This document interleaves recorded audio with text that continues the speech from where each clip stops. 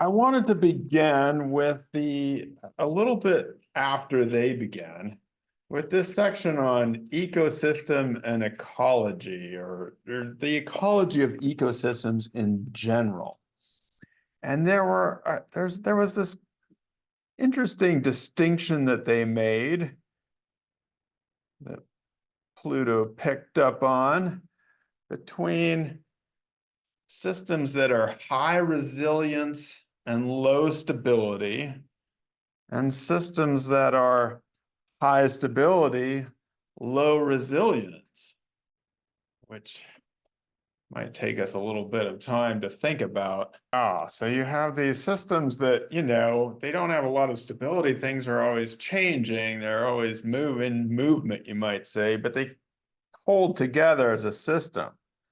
What about these high stability, low resilience places and collapses? So we have these other systems that seem to be the same. They seem very stable, high stability, but either things add up gradually to like a tipping point and then it's over, or, something happens and it can't adapt because it hasn't been changing. So I thought this was just an interesting little way to look at the world.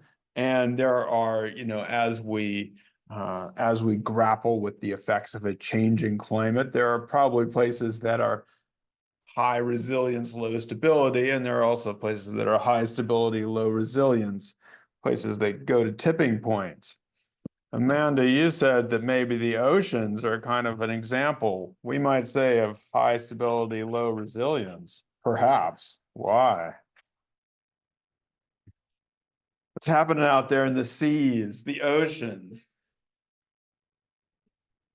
They're holding more heat, and we keep putting little things into them, and a little bit of oil here and a little bit of plastic there. You don't know. They haven't collapsed yet, thank God, but thank goodness. So yeah, don't know why I'm doing that so early in the morning, but yeah, so then that can happen. Or this was an interesting little factoid Jim picked out. If, here we are going along at a 2% growth rate per year of a population or of anything, which isn't much. You wouldn't notice 2% growth in a year. That's like nothing, right? Except what happens after 35 years? Doubles. So these little changes that might not seem so big, right, can mean that, even at a small growth rate of 2% means your population is going to double in 35 years. So you can imagine in, let's say, 150 years, then you have what? Well, if you're doubling from doubling, you'll have 16 times as many people around, which is quite a change. So I want to start out with this big picture of ecosystem ecology, things that we'll be looking at. I was going to say that in the first class, I said we're mostly doing anthropological optimism, but this book is probably going to make us depressed for the first 8 weeks or so. Then we'll be more optimistic, but for now, we're going to get sad. They talk here, our main focus of this part of the chapter is about human ecology. So I don't know if we want to call that zooming in from this larger ecosystem perspective. And at first they say that human ecology is just ecology, but we're just going to do it with the human species included. And so they have all these diagrams and numbers and 2% this and 35 years that, and it shouldn't be a big deal because we're just going to focus on the human species.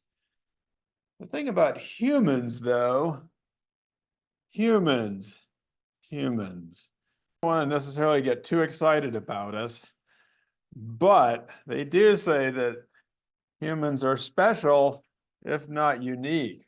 What do you say we do? We have desires. Yeah, we have weird things that we want to do. And part of that, Pluto, comes from what is it that about humans, what do we want? What are some of the things we want out there in the world, which other creatures might not even know to want?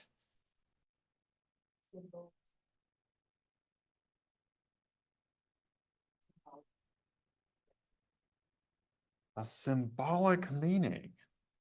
Yeah, like we might desire something like money. Money is just a bunch of pieces of, it's not even pieces of paper. It's just little digits on a screen. And yet we want them. And then we want to Venmo them to somebody so we can get a candy bar or something.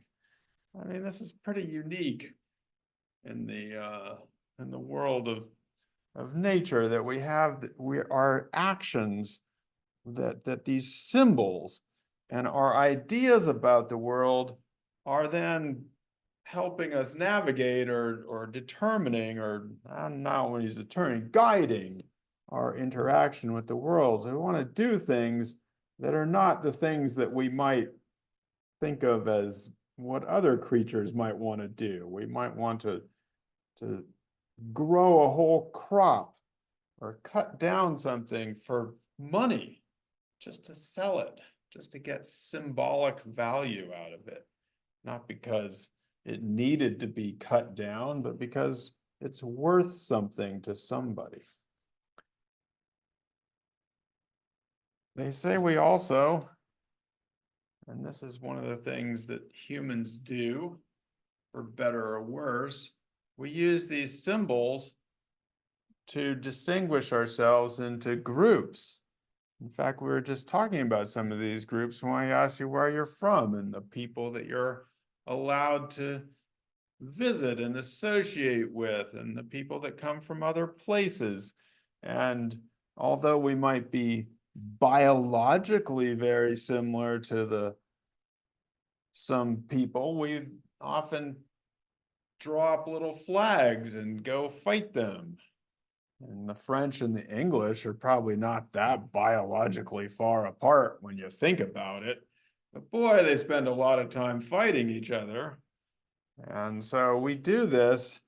Other creatures don't necessarily organize themselves or their group differences around these symbols.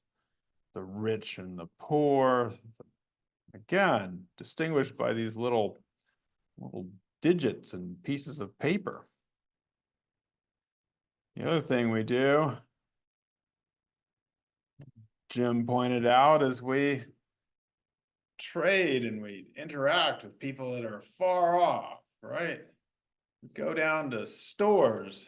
Right, you named a couple stores that we might go to get our stuff.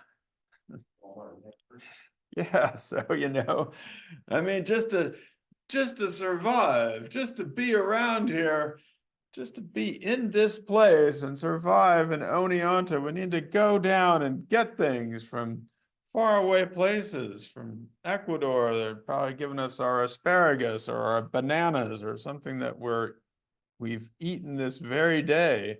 We get it from far away. There's probably no other creature, I can't think of any, that will bring something from a whole distant place and not live in a local fashion. So this is kind of an interesting aspect of human ecology. They designate, kind of in line with this, 3 ways in which humans are special. One of them is that we occupy a very broad range of habitats. There are very few places that humans don't live. And so we find people spread out into Arctic, tropical rainforests, high altitude zones, coastal areas, deserts. And so human beings in general are more spread out than other creatures. Now, there are some creatures that come along with us, like mice, that seem to be able to live everywhere we do. But it is kind of odd in comparison to other creatures how different people how differently people can live, and that's of course in part because of our our tools and our symbolic learning, and then we can pass that learning on and adapt to different habitats, not necessarily biologically, but with our by putting a Walmart in or a Hannaford and being able to get stuff to that place and change the habitat itself. Now, Amanda, you had a question about this next part, which is about what they call the human climate niche. And so what they say here, if I understand them correctly, and they say they're going to talk about this more later on, so we won't worry about it too much right now. But what they say here is that yes, humans have spread out all over the world, and so humans are in the Arctic and the tropical rainforest, but there's a certain band of the planet right now where the human populations are at their greatest or the densest or the biggest cities, you might say. And so that is the place where most people are. And this is a place that is quite threatened by, those other areas, of course, are threatened by warming, but they might be more, how to say, more resilient in those areas because there's not so many people. In these areas, they are probably threatened by sea level rise. So the cities in these areas are often close to the coast. And especially in places like India, the amount of heat during is making certain conditions, especially in the summertime, almost unlivable in some of these denser populated cities. Now they say they're going to talk about this later on, so I won't worry too much about it. We'll just kind of note it for now that humans have a wide range of habitats that they do and can live in, but there are places that are more densely populated than others. The second thing they say is that humans, when they move into an ecosystem, tend to become the dominant species. Not that we're literally dominating all the other species, but we tend to be the ones who are organizing things or hunting certain animals or doing certain things that transform that landscape or environment. Now, Simi, you noted that oftentimes what happens here is that, and especially in these densely populated areas, these cities, they are considerably less resilient, they say, because they depend on organizing the country or the countryside. But you said this also applied to export and import countries. So in this case, we have countries that export stuff to others and themselves probably have to live at a pretty low level of sustainability, whereas the importers or the consumers, you might say, of this product are, maybe not being as resilient as they could be. So again, this is special to human beings because other creatures do not organize themselves in this way.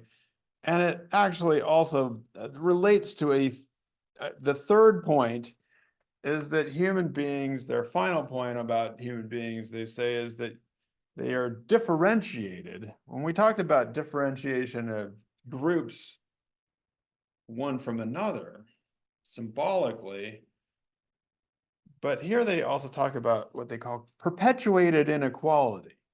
So not simply that there's a hierarchy, but that people are unequal within their groups, and those inequalities are perpetuated over time. So they might get inherited. So if you are part of the working class or the middle class or the upper class, you're more likely to end up basically in your same class as you grow older, and that inequality is perpetuated. Or if you grow up in a producer country as opposed to a consumer country, you're probably more likely to keep being part of that society. And so we have both global inequalities and we have inequalities within countries.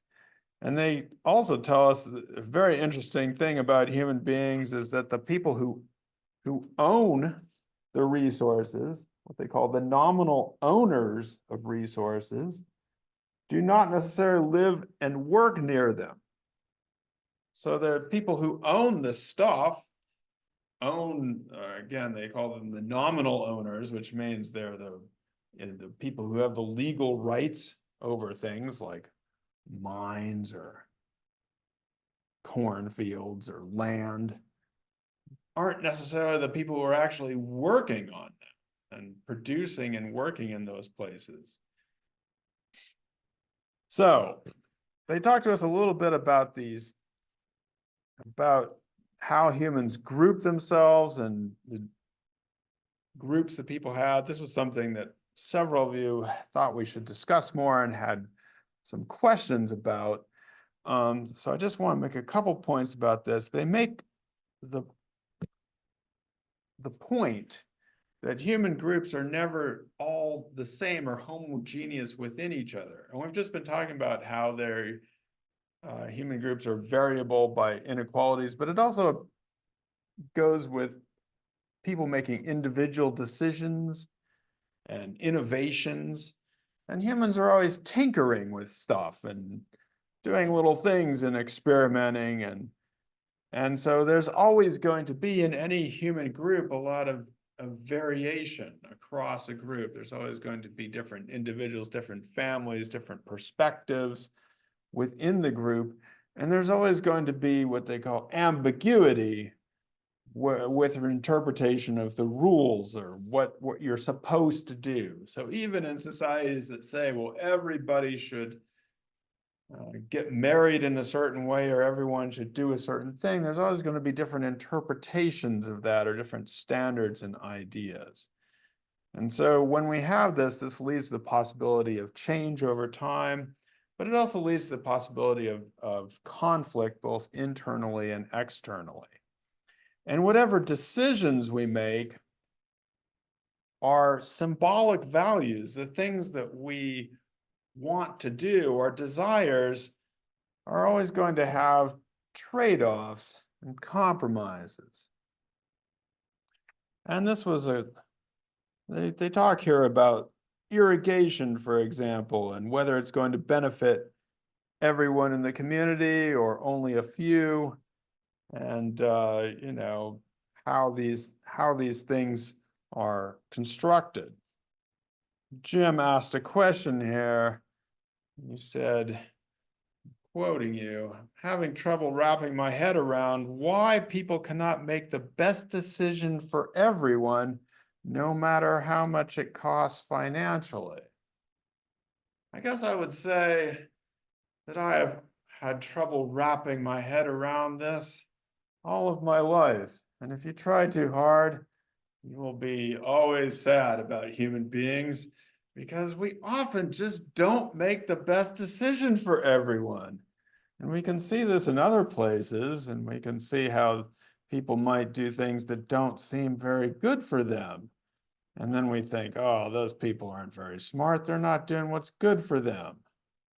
And then we turn to our own society and we think, hey, wait a second. Here we are in a situation that many people have called a climate crisis, that many people have felt this year that, hey, we really should do something about this because it's affecting our own lives, not just those people far away. And there's wildfires here and smoke over here, and who knows what else is going on, and floods and hurricanes and all this stuff.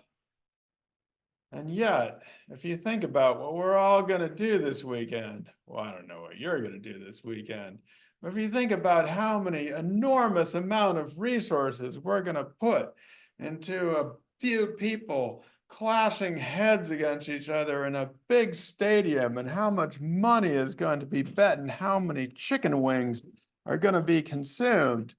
I'm not saying you shouldn't do this, but just the enormity of it is unbelievable. I mean, we all have to watch because we have to see how that guy does, who's the boyfriend of that other person who also has filled stadiums so big that they make like small earthquakes when everybody jumps up and down, has their own economic, probably has their own GDP. Anyway, yeah, it's hard to wrap our heads around why people can't make the best choice for their society, but we all do that.